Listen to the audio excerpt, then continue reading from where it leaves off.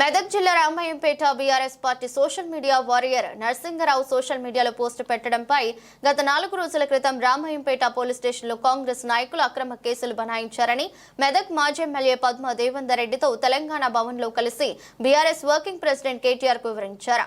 కేసులకు భయపడేది లేదని బీఆర్ఎస్ పార్టీకి కేసీఆర్ కు వ్యతిరేకంగా ఎవరు పోస్టులు పెట్టినా వెంటనే స్పందించాలని కార్యకర్తలకు అండగా మేము ఉంటామని ఎవరు ఎన్ని కేసులు పెట్టినా భయపడేది లేదని కేటీఆర్ నరసింగరావుకు ధైర్యాన్ని కల్పించారు.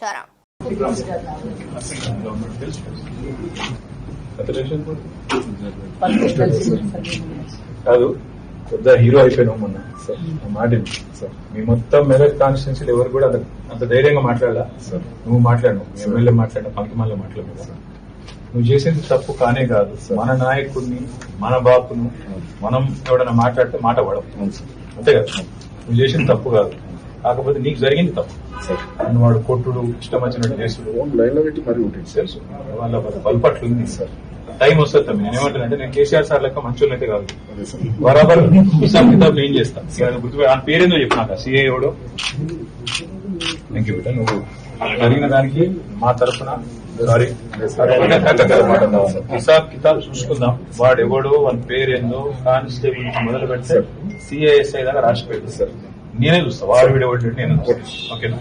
ధైర్యం ఉంటే ఉంటా సార్. దయచేసి వెనుకకు తగ్గదు.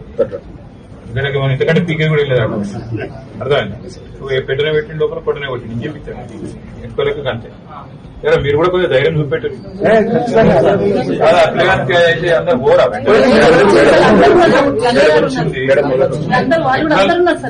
ఎక్కాల్సిన స్థాయిలో రోడ్డుకి అయితే మీరు ఎక్కలేదు. మీరు ఏమన్నా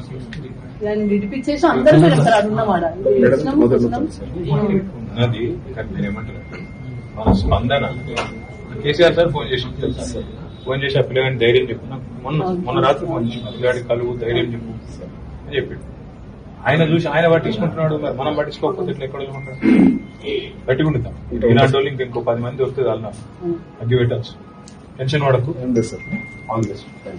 అరే గలే మిల్ రే. Thank you.